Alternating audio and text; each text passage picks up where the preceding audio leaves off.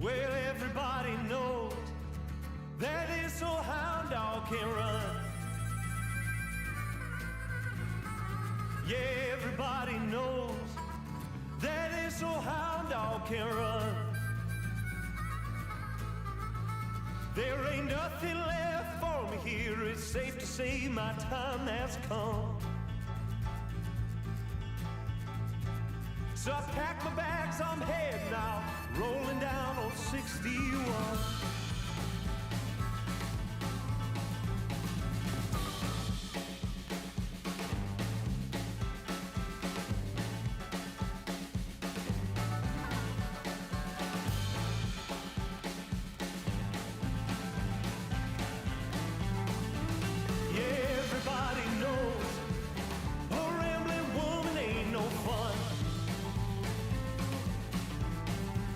Everybody knows a rambling woman ain't no fun.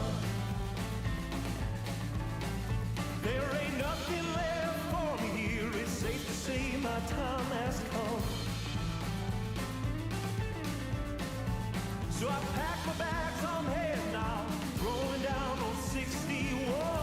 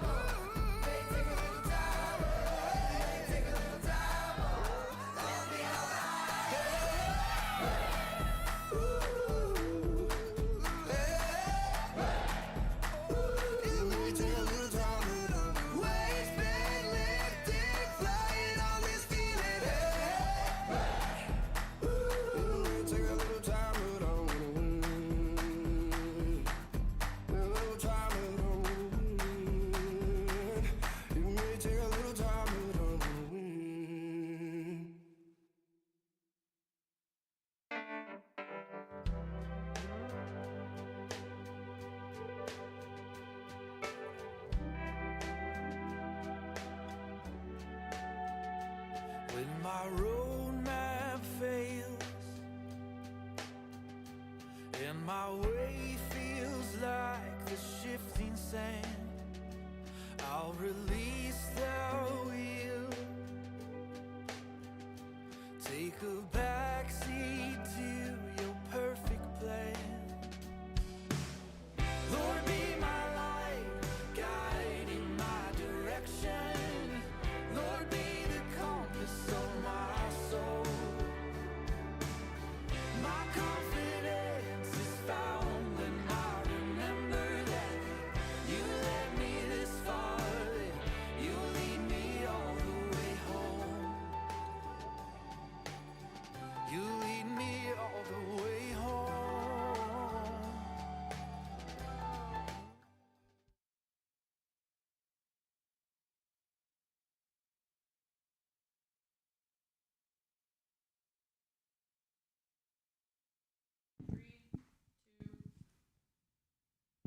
I'm Sherry Sylvester, a distinguished senior fellow at the Texas Public Policy Foundation. And thank you for joining us today on this live stream of the Hamas-woke alliance, a very dangerous partnership. Immediately following the October 7th attack on Israel, the collaboration between woke groups in America and the Hamas radicals has become more and more apparent. This deadly combination of identity politics and the ongoing war against the West and moral order has inflamed anti-Semitism across the country. Today, we're going to talk about how this is playing out in Texas and across the country. I'm being joined by two of my colleagues from the Texas Public Policy Foundation, Chuck DeVore, who is the Vice President of National Initiatives here, and Erin Valdez, who is a policy advisor, policy director for higher education as part of the Next Generation Texas project. We're also being joined by Rabbi Dan Ain, who is with Austin Synagogue. Yeah, that's correct. The Moon Tower Minyan. Moon Tower Minyan Synagogue here in Austin. Chuck, you launched this podcast. We were all very anxious to talk about this issue, and we pulled this together very quickly. What were you thinking where were you thinking we should start? Where were you thinking we should start? What's fascinating about what's going on is if you look at the individuals largely, probably the majority of individuals in America that are protesting on behalf of Hamas, because let's be honest, that's what it is, probably the majority of them have zero clue that if they were somehow parachuted into Gaza, into an area, let's say, where there was a bunch of Hamas officials, most of them, unless there was some very specific tactical reason for their preservation, most of them would be killed, they'd be tortured, they'd be taken hostage. And so it's like the oddest of strange bedfellows when you look at how is it that the most radical, left-wing, progressive elements in American society are protesting or find themselves allied with an Islamist Salafist group that wants to institute Sharia law or has instituted Sharia law that is forwarding policies completely inimical to the progressive project, right? And so for me, that was like the first disconnect, right? It should be causing a certain degree of cognitive dissonance. You know, how is it that we got to this place, right? What triggered them to do this when, if they knew anything about Hamas, most of them would be utterly repelled and disgusted by the Hamas agenda?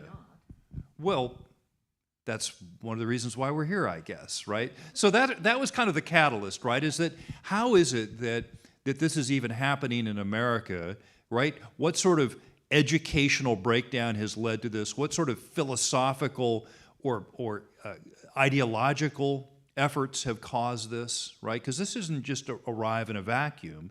And most of the people who are out there protesting or who've engaged in some recent anti-Semitic violence, most of them aren't Palestinian refugees, right?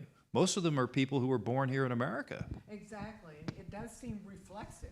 It's not like they sat down and made an evaluation after the terrorist. It's not like they sat down and made an evaluation after the terrorist attack. It was really a reflexive action. They were immediately on the streets. Rabbi Ain, we've been watching. The only heads up maybe that we had was there's been a huge increase in anti-Semitic activity in the U.S. over the last year. The FBI numbers have been telling us that. And of course, since the attack, it's just ballooned. How is this playing out in your community? It's a challenge. We're experiencing sadness. So I just want to, she's going to fix me over here. I just want to say that the past month for Jewish people has been maybe the hardest month, I think, that I can recall. And exactly what Chuck is saying in terms of the shock. You know, there's a tradition in Judaism for mourning periods. Like we have the first 7 days of Shiva, and then we have the 30 days. And so we're just on the outskirts of those 30 days. And the tradition is, when someone has suffered a loss, you visit their home and you remain silent out of respect for the mourner before being spoken to. And here, just like you were saying, the next day, seemingly after October 7th, there were, protests for Palestine, poets for Palestine were up and running, college campuses were doing this. Before any response had happened, before we'd even processed what had occurred, there was this reflexive, immediate response that I do think grows out of what we're here to talk about today, which is some of the trends that we're experiencing on college campuses and on other schools. Erin, among other things, in working with NGT, I know you're a real champion of classic education. And Israel has been described by some of those on the left as the last an outpost of Western culture in the Middle East. How do you see this as part of the bigger fight on the war against the West, and how did it happen on our college campuses? Sherry, that's a great way to frame this. If you look back at the tradition, the Western tradition, it's always been an alliance between Athens and Jerusalem, right? These are the two pillars, so to speak, and they can't stand alone. They stand together. And I think that the unifying theme here is as an attack on civilization itself. We see from the woke side, everything on campus is a deconstruction. It's all about tearing down ideas, tearing down the great works, tearing down the great ideas. It's not a project of construction. It's not a project of growth. It's a project of essentially decay and I would say death, right? You see the same thing from Hamas, only more stark because they actually filmed their atrocities, right? They did that because I think they wanted to show other individuals of ill will around this globe how thin the veil between barbarism and civilization is and how easily it can be pierced. And I think that's essentially the war that we're in right now. And if we don't recognize that, we're fooling ourselves.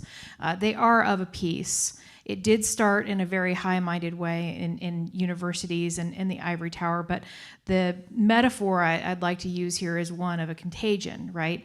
In a sense, the universities were doing gain-of-function research for decades on these horrible ideas. And then, just like we know, viruses have a way of escaping. The federal government poured, billions of dollars into higher education. More and more students were essentially exposed to the virus, and then it escaped from the higher education institutions into society. And so I would say, yes, this is of a similar piece to times in the West when we've had to face down enemies. And this is one of those times, and I don't think it's a time to equivocate in describing where we're at. In thinking about getting how your community is feeling, the message of how your community is feeling out to the non-Jewish community, where do you feel like, where do you start with that in people who may not get that? Yeah, I'll start with the words of my professor of theology back from the seminary who sat in Abraham Joshua Heschel's office. And he said that the most interesting thing that he ever heard theologically came from his ophthalmologist, who says that you don't see with your eyes, you see with your brain. If we just saw with our eyes, we'd see light and color and pixels. It wouldn't make any sense. You need some sort of framework in your brain to give meaning to all of the stimuli that are coming into our senses.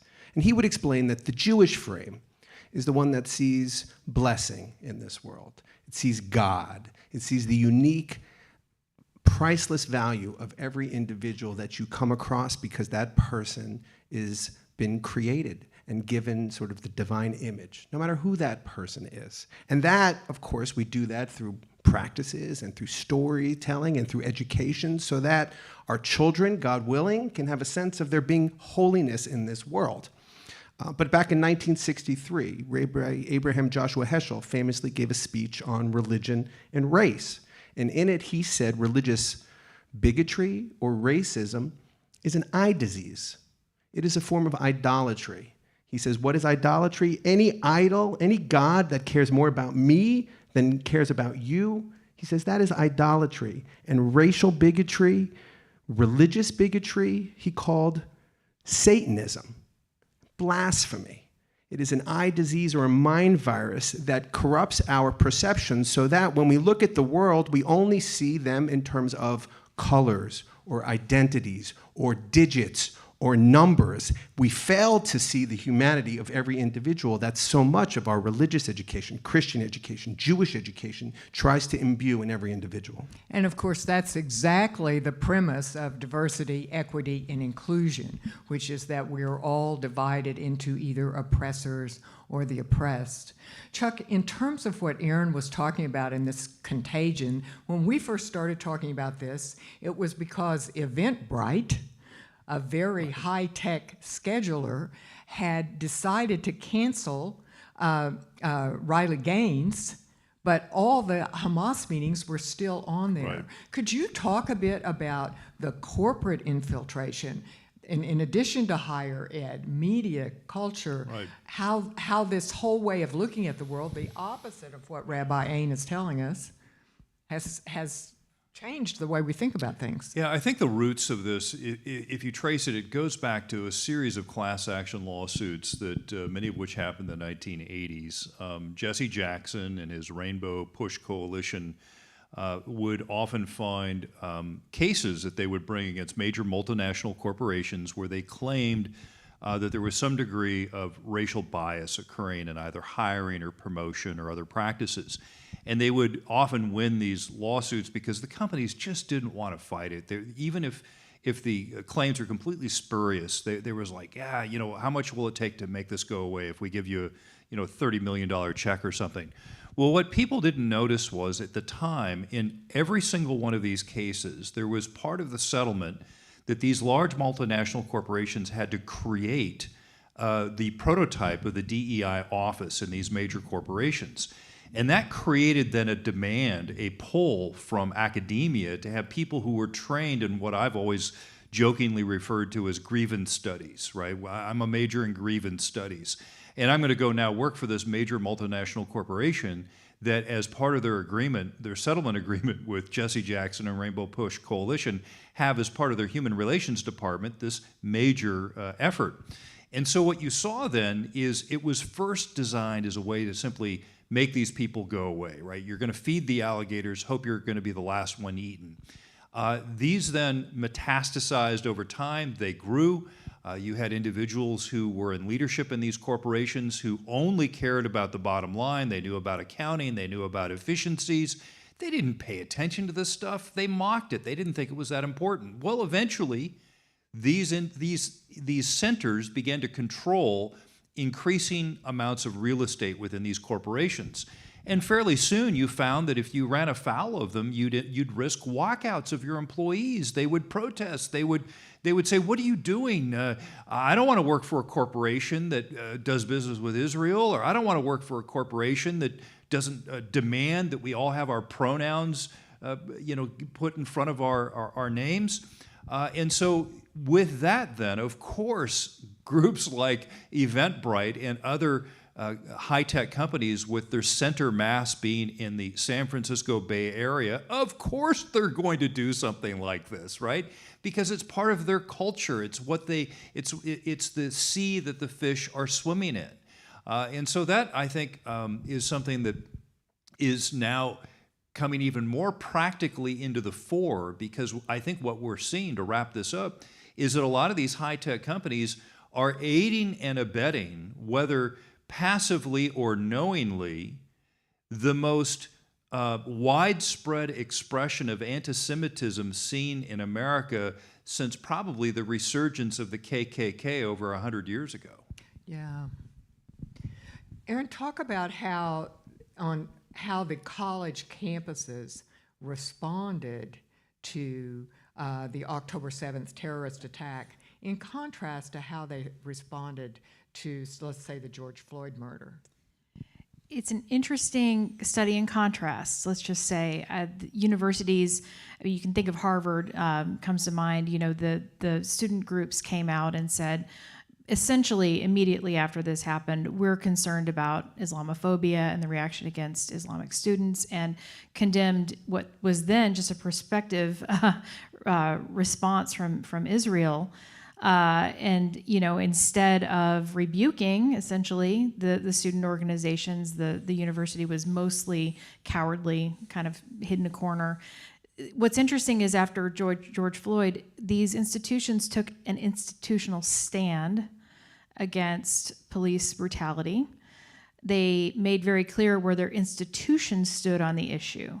After this, it's very interesting how many institutions have essentially either said, well, we're going to remain silent, or taken the side of the pro-Palestinian protesters on their own campuses. And so, I think we've made a case in the past for essentially institutional neutrality on these issues, especially for the public universities.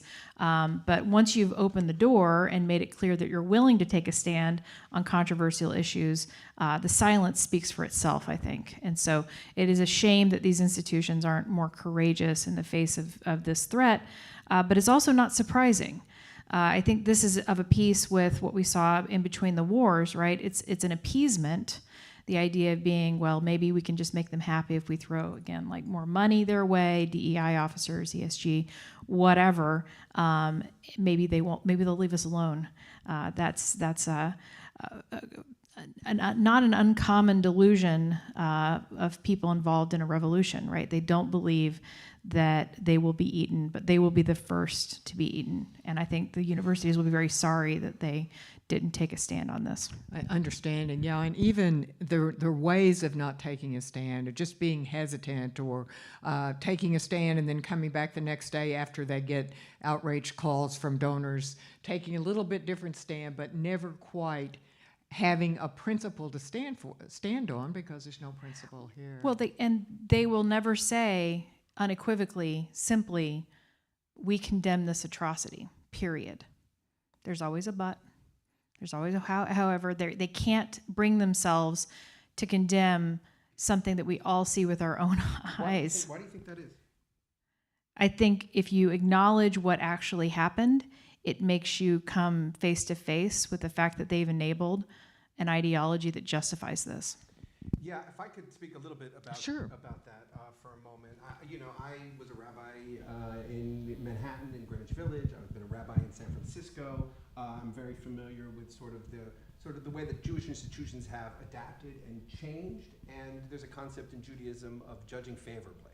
And so we want to see if we can judge people favorably. And I think this impulse towards acquiescing to DEI or having that come into our institutions came from a real desire for justice and for the world to be repaired and for goodness and for, against evil. I think we had a very compassionate streak about us. I was ordained 15 years ago, and having a sense of compassion in the work that we did was vitally essential. And I think, unfortunately, going along with sort of, you're against what? You would be against diversity? Or you would be against inclusion? People, I think, began to use pronouns, change the lens or the frame in which we were looking at the world at which we were in, to the point that we got where it's after October 7th, and now the world sees these horrors and these tragedies, and we can't condemn them? We can't speak up about them? How did we get to this point? And I cannot overstate the dissonance that so many of my peers who are in sort of the liberal or progressive or non-fundamentalist, non-extremist Jewish setting has had, because we have tried many ways to be inclusive and to be welcoming. And it is a shock to many of us to find out that ultimately that inclusion means, for whatever reason, you're less equal. There's this canard. I was in San Francisco for 4 years. There was this canard that was, right-wing anti-Semitism is something we need to worry about, but left-wing anti-Semitism can't possibly compare to right-wing anti-Semitism. And there was this sense that because of left politics or because of forming alliances or intersectionality, that somehow the liberal or the left-wing segments of the Jewish world would be immune to anti-Semitism. And in fact, in a lot of ways, and I think that's the jarring part for us, it's been an incubator for it. Yeah. Let's talk a little bit about politics. I always like to talk about the politics of it. We've had an interesting week. We had Congresswoman Rashida Tlaib censured in the well of Congress. Only 22 Democrats, however, voted for that censure. And kind of following on what you said, we know that the Democrat Party is split on this issue, that about half support what they're saying is the Palestinian people, not looking at analyzing that, and half do not. 25% of all Americans under the age of 25 do not believe that Israel should be independent. Biden is down 11 points among Democrats because of his position on Israel. I mean, Biden's always down, but he's gone down 11 points since the terrorist attack on October 7th. And are people not, I mean, that's a real answer to the appeasement of the Obama-Biden policies, but is it as black and white as that? We're talking about liberals, you're talking about, progressives. Is it that war as well, a political war? Although Hillary Clinton said very clearly we cannot have a ceasefire because it will advantage Hamas and disadvantage Israel. So if that's being addressed to me, I'll take the political question. I'll take the political tack then. If you look at these trends, I think there may be a couple of things going on here that could explain what we're seeing. I think you'll find that there is a general trend both with age, as you've pointed out, as well as with the degree of faithfulness that a person has. So if you have an individual who is connected to their faith in anything more than a casual fashion, they're going to probably, from a polling standpoint, think about the current events in the Middle East differently than those that have zero faith. And that doesn't just go to, I mean, the progressive-minded journalists would try to simplify that and say, well, it's all having to do with, evangelicals or Orthodox Jews or something like that, believing this irrational, belief in some, fictional literature. And in fact, I would argue that's not the case. I would argue that what in fact is going on is that there is a division between people who have a more clear perception of right and wrong, of what is morally acceptable versus morally unacceptable, and view the world through that lens rather than through this kind of an odd way of thinking that says, well, if you're oppressed, then by any means necessary, you can do things that will harm the oppressor, that will somehow end that relationship between oppressed and oppressor. And of course, if that's how we're going to view the world, then we also then need to understand that this philosophy must, by definition, have oppressors, right? They cannot exist without believing that there are oppressors that need to have, by any means necessary, the things done to them that happened in southern Israel a month ago, meaning these horrific, barbaric, 7th century actions that we saw. And so I think that what we're seeing then, just to wrap it up, is the beginnings of the battle for certainly the soul of one of America's two major parties, and as time goes on, maybe of America itself. I just wanted to pick up because you talked about morality and faith in a very powerful way there. And, if we look at the Bible, I often teach it in this fashion, like the Bible, the generation of the flood, right? When Noah built his ark, you might recall. when Noah built his ark, God came down and saw that the world was nasty. It was brutish and short. It was full of tribes. It was full of idolatry. It was full of awful massacres, which was just, we take it. And God said, that's not good. I'm going to flood this out. And what was the replacement for that? The replacement of that was for a tower in which all individuality was wiped out, and everybody had to speak the same language and say the same words. And God comes down and says, well, that's not good either.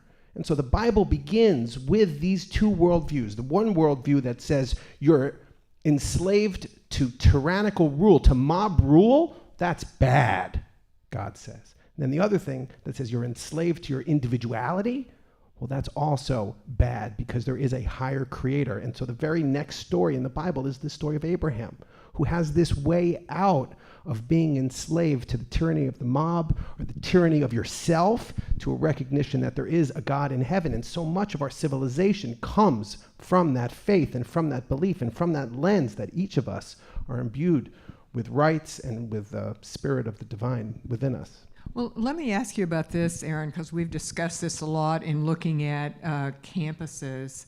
I mean, it's how you tease that out.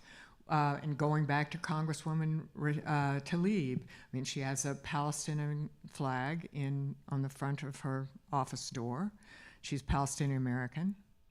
It's fine. People want to march in support of whatever they were marching in support of. This is a free speech country. That's a value that we hold.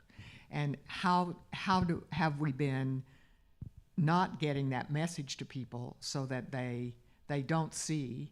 No one's in favor of violence. So, giving this some thought, there is not, look, it kind of gets back to something you were saying, Rabbi. The exploitation of the good intentions, right? So just because, goodwill was exploited doesn't mean goodwill is bad or that we should avoid it or that it's weakness. In the same way that if Palestinian protesters use free speech to speak on campus, it doesn't mean that free speech is bad. On the other hand, we can look at what the legitimate, perhaps, policy issues here are.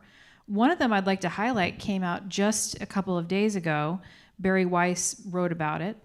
And it is a report that documented that over 200 American colleges and universities illegally withheld over $13 billion in undocumented contributions from foreign governments, many of them authoritarian, the Qataris being up towards the top. And what was interesting was these universities that took the donations correlated most strongly with the most anti-Semitism on campus in terms of FBI reports and other reports. So while we can't say for sure that one causes the other, certainly foreign governments have seen a weakness on our campuses, seated by our own ideology, our own weakness, and our own moral failings, and have sought to exploit it. And I don't think we can ignore that foreign influence that is almost certainly there.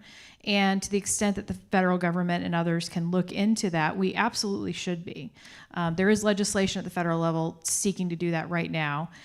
There are possibly other levers to look at. So I would say let's not ignore that to some extent this is not a coincidence. This is perhaps part of a larger plan to undermine Western institutions. Yeah, and Chuck and Rabbi, I'd like you both to talk about this. I mean, one of the things that's so frustrating when you watch the marchers is the misunderstanding or just complete lack of understanding of Iran and Iran as a global player. I don't know what you were going to say, Chuck, but can you say something about that?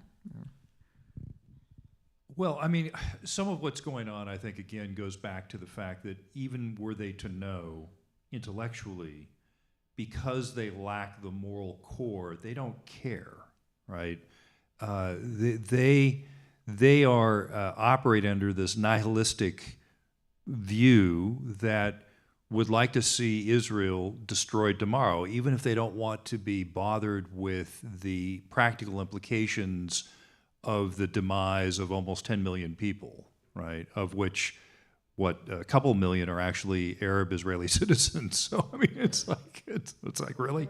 So So Iran. So ever since the 1979 Islamic Revolution that displaced the Shah of Iran, what you're seeing is Iran trying to spread or to create this Shiite hegemony around the region, which is difficult for them because the majority of Muslims are Sunnis, not Shiites. So there's a pretty significant division within Islam that is somewhat akin to, but not quite. It's more of a divide than, for example, in Christendom between Catholics and Protestants, right? This is a more significant divide than that.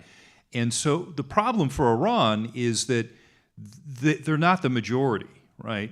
But they have the ideological fervor, right? They have replaced what in the rest of the Muslim world could be potentially a Sunni counterpart with the Muslim Brotherhood, which had its chance somewhat with the Arab Spring a little over 10 years ago and kind of fizzled out.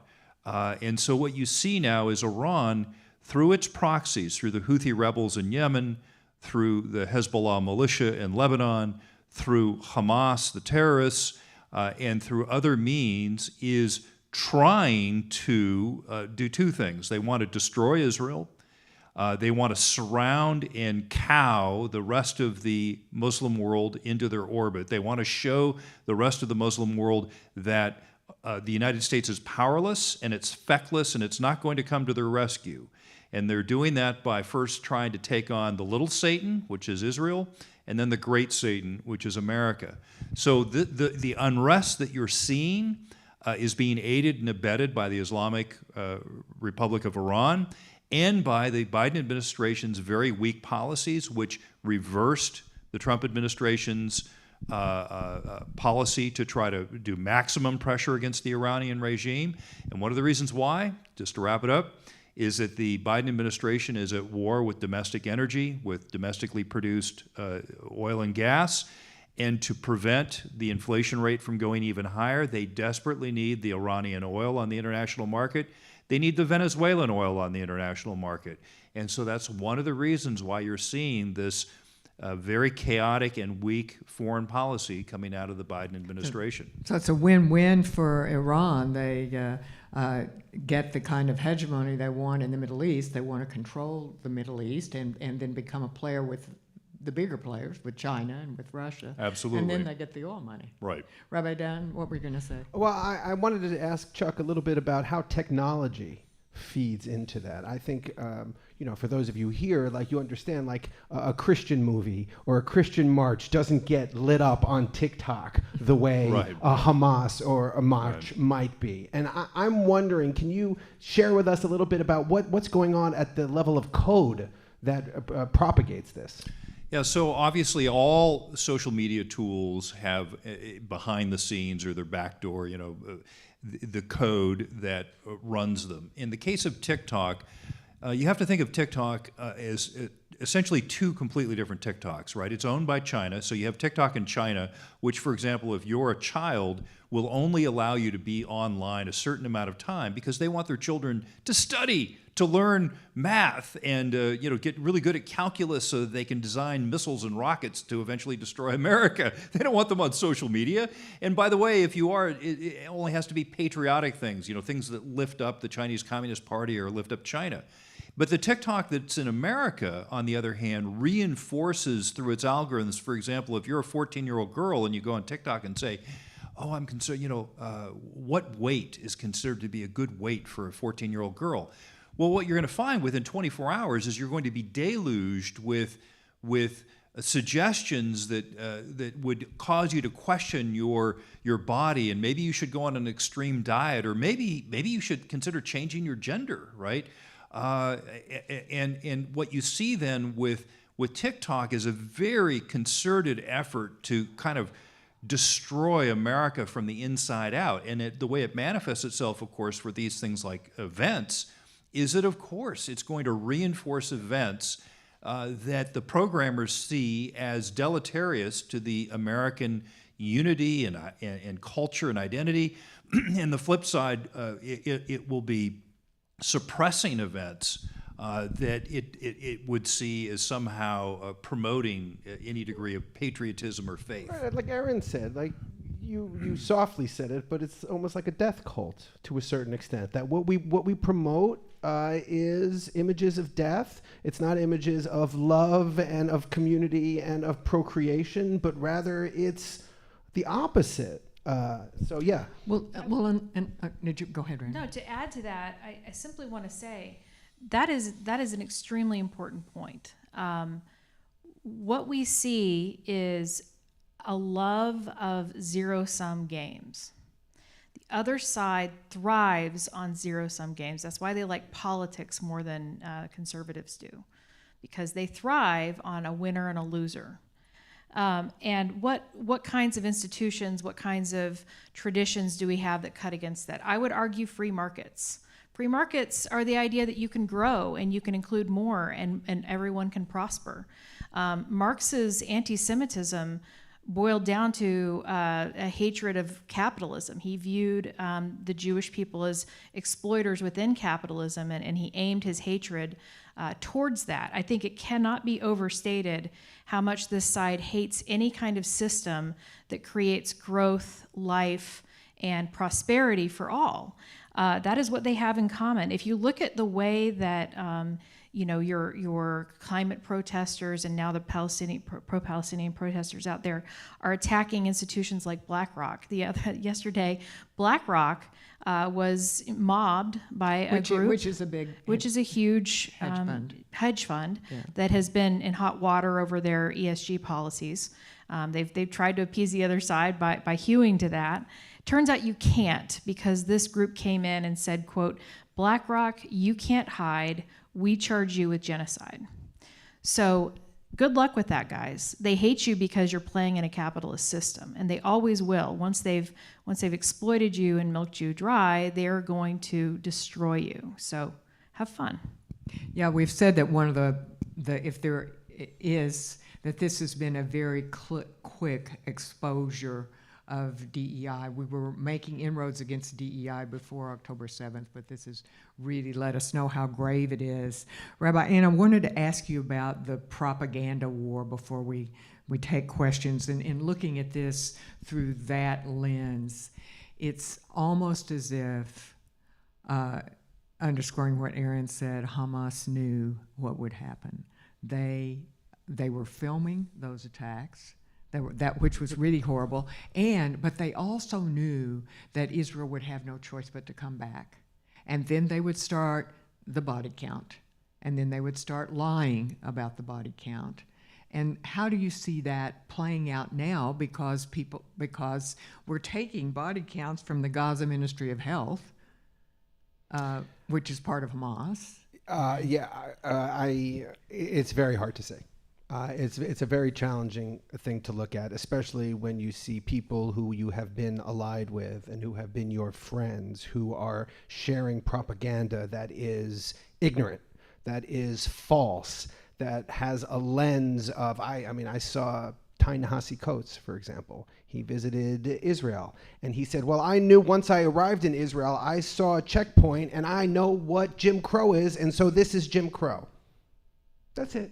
That's the lens. That's the complexity that is involved in all of this. It is outrageously disturbing that there seems to be a flattening of nuance, a flattening of dialogue, and most importantly for me as a rabbi traditionally does not, give answers, right? You go to a rabbi with a question, the rabbi answers a question with a question, and God willing, that question deepens our understanding of our situation, deepens our understanding of these difficult political dynamics that we're in. But questioning became problematic in the Bay Area and on the coasts. Questioning DEI, asking, is this actually inclusion? Asking, are some kids more equal than other kids by the way of our treatment? Even beginning to raise those things in recent years put you on the other side, put you into the canceled camp. And I think just what you said, after October 7th, our frame is shifting a little bit. It's an awakening. Yeah, Gen Z, one of the things, they don't believe in debate. They believe some things are not debatable, and so you can't bring You can't. It was bring said. those It was things up. said to there are. Or you sound. There are two sides. There are not two sides. There are way more than two sides to just about every issue. Chuck, did you have something else you wanted to say before we start taking questions from our viewers? I'm fascinated to find out what's on our viewers' minds with this. Although thinking about your question about the Hamas filming ahead of time, I definitely think that was designed to elicit the strongest possible response from Israel, with the expectation that international pressure would be brought to bear to somehow force Israel to fall short of its now stated objective to eradicate Hamas. We'll see. I mean, obviously, every day that goes by, you're seeing increasing international pressure because much of the world is not favorable to Israel. They still are operating under the kind of this Cold War framework of anti-colonialism, and so time will tell. But I think that we have many months to go before this crisis is resolved. And will it get as basic as that? I mean, the lie of anti-colonialism. Do we need to be telling the story of Israel? Do we need to? Everybody I know has been to Israel. Do we need to up the? What's shocking is the humanization. What's shocking is the humanizing effort, which is, I would say, well, let's tell the stories. Let's tell the stories of those who were murdered, right? I mean, that's remember, tell, share, never forget. It seems like the efforts to humanize these victims are being ripped off the walls. That's what we're doing. We're going to the polls where we're saying someone has been kidnapped, and we're going to rip it off because that makes that person a real flesh and blood human being who is now going through hell on earth as a captive in a tunnel in Gaza somewhere. People don't want to see that, so we rip that off. That's ripped off because that might spark a sense of humanity in somebody who walks by it, and that. I don't know if we know how to deal with that just yet. I don't think we as a Jewish people have figured out how to properly combat some of that propaganda. And I think we're learning on the fly. Yeah, well, Chuck talked about this a little bit, but the first question from our viewers is, what has the Biden administration done right, and what have they done wrong since the attack?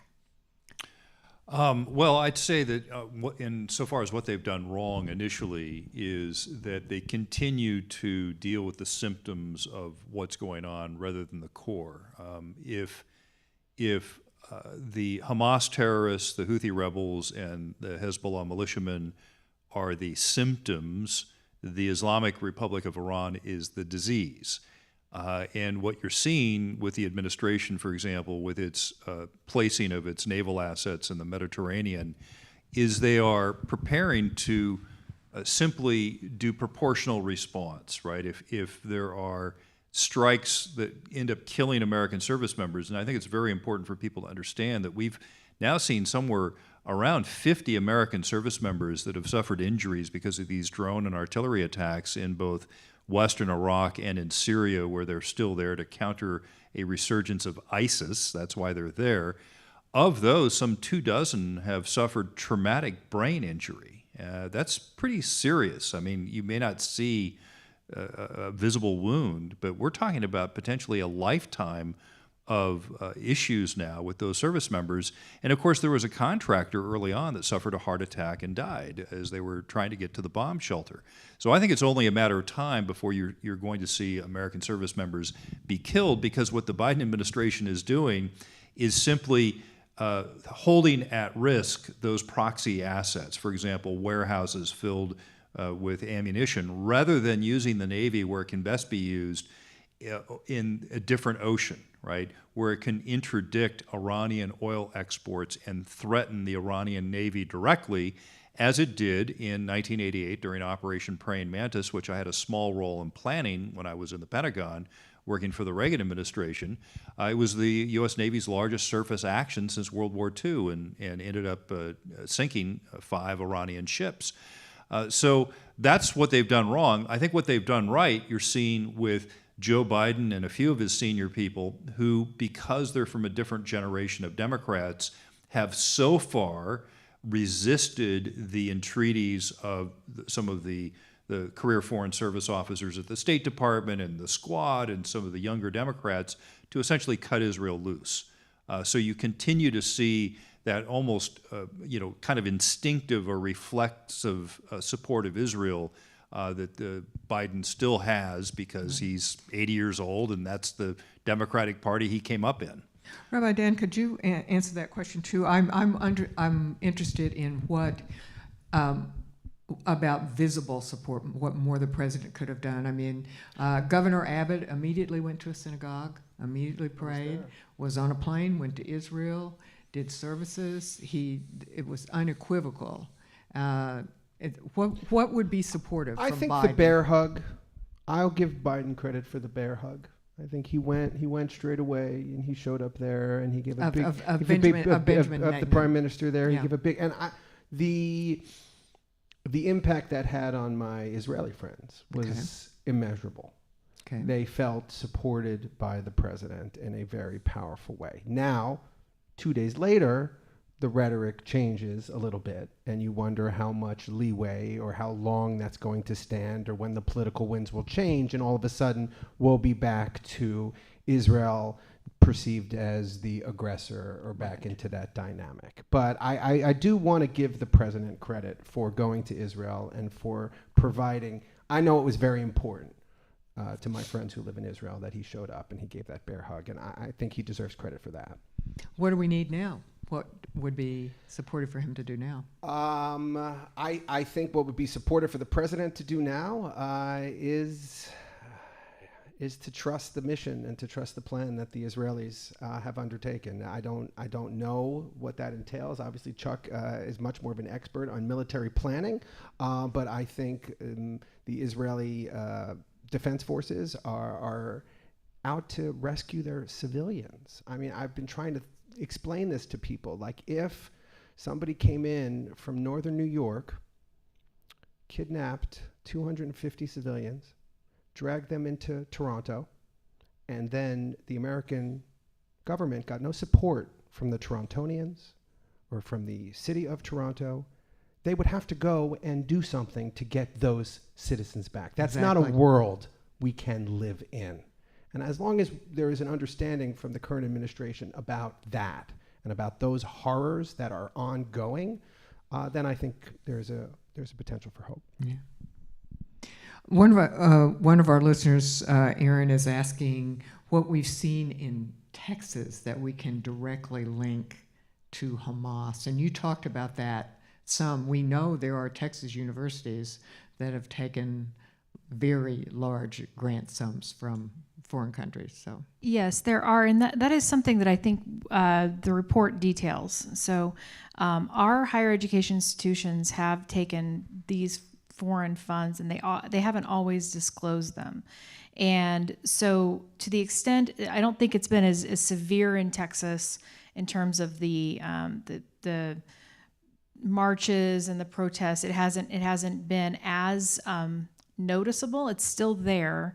I think what you need to see is actually more from the university leaders in terms of their leadership and ensuring that any kind of protests that do happen, and this would be prospective because I don't think we've seen the end of this, a clear line of expectation from our university leaders that violence will not be tolerated, that physical intimidation will not be tolerated of their Jewish students.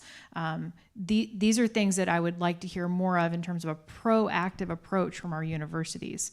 And that has not been as clear as it should have been.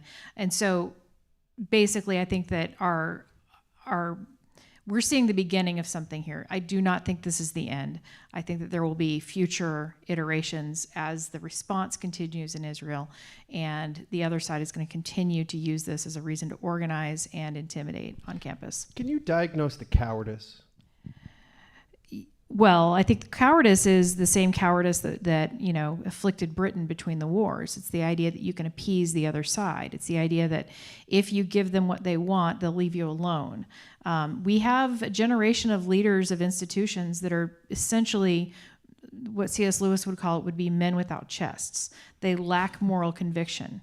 And you can see it now. They are being dragged around by their younger revolutionaries, and they are going to be the first against the wall. That's how this always works. And the idea that you can somehow be cool enough or supportive enough it's a delusion. And so I do think that afflicts a lot of the leadership in many of these elite institutions. Thank you. Our audience, one of the people that's listening, wants to know, what can the average American do to show support for the Jewish community right now?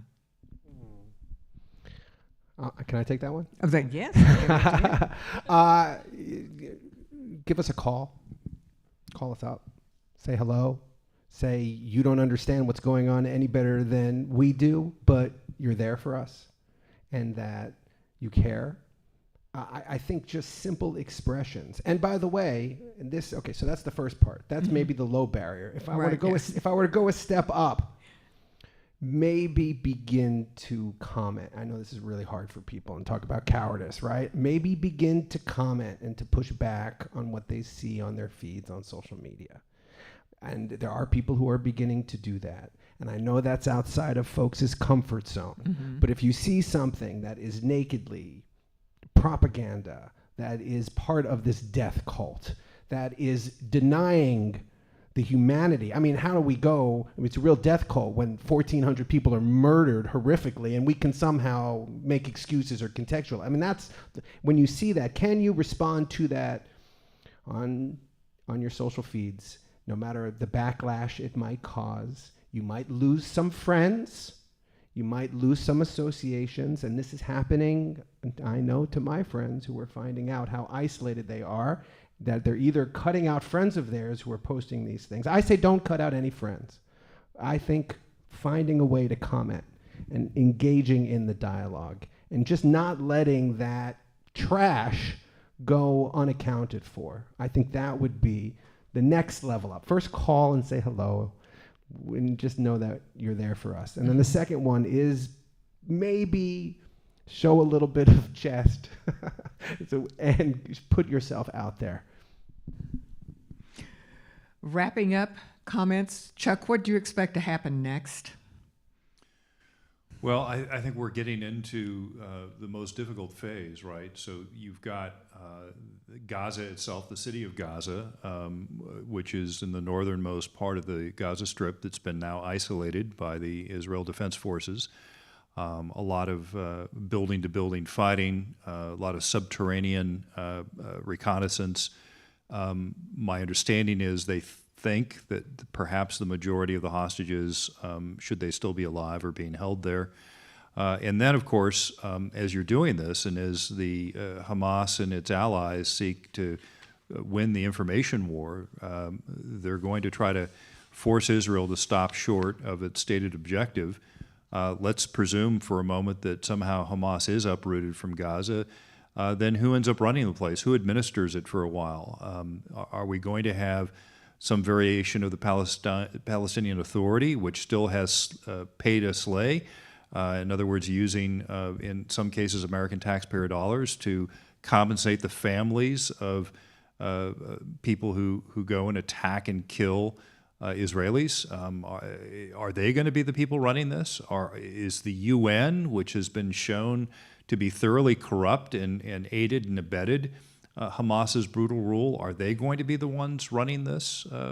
And then lastly, what happens to these people, to the roughly 2 million people there? Because none of the Arab countries have any interest in accepting these individuals. They have very tentative governments themselves. They're always teetering on the edge. The Palestinians ended up precipitating the Lebanese Civil War of the 1970s. They ended up almost overthrowing the King of Jordan in the early 1970s. So there's a record of that would suggest that this is going to be a pretty intractable problem. And lastly, the last thing that Israel needs in all of this is to somehow question the commitment from the United States of America to Israel's continued existence as the world's sole Jewish state. Erin, did you? Yeah, I think what we'll see next on the domestic side, and specifically on the higher education side, is a continued decline in public confidence in higher education. There was a poll out this summer. The number is down to 36% of Americans have confidence in higher education. That's down 20 points in the last 5 years. I expect that to continue to slide, and institutions that are sliding that quickly into irrelevance should also consider that will also lead to cuts in their budget. And as long as higher education considers itself immune from the larger moral context, I do believe that the public should be considering how much we are funding these institutions, both at the state and federal level, if what they are doing is producing basically members of a death cult who will go out and fight civilization at any chance they get. And that may seem like an overstatement, but some of the leading law firms in the country have essentially said to some of our elite institutions, we're not interested in hiring your graduates anymore until you shape up. And it will take that from employers, it'll take that from individuals to push back to reform institutions that have been fundamentally corrupted. You have a final thought, Rabbi? I just think this is important, what you're doing here. Having the conversation, creating the space for it, giving, a space for a rabbi to come in and to engage with all of you and to find commonality between your causes and the causes of the Jewish people and the people of Israel. I think, as Chuck might say, like from the river to the sea, it's a short step from the river to the sea, to the mountains to the prairie. And I think we understand that what is experiencing in the world will, and unfortunately perhaps has on college campuses already come here. And so being allied with the people of Israel, being allied with the people of faith and of belief in the goodness and how we are all imbued with the image of our Creator is essential going forward. Otherwise, we can continue to have a death spiral down. Thank you for joining us for the Woke Hamas Alliance, a conversation about the deadly partnership currently going on in America and the world. We've been speaking with Rabbi Dan Ain, the founder and of Moontower Minyan, the Honorable Chuck DeVore, who's the Chief National Initiatives Officer here at the Texas Public Policy Foundation, and Erin Valdez, who is Policy Director for Next Generation Texas. I'm Sherry Sylvester. Thanks for joining us.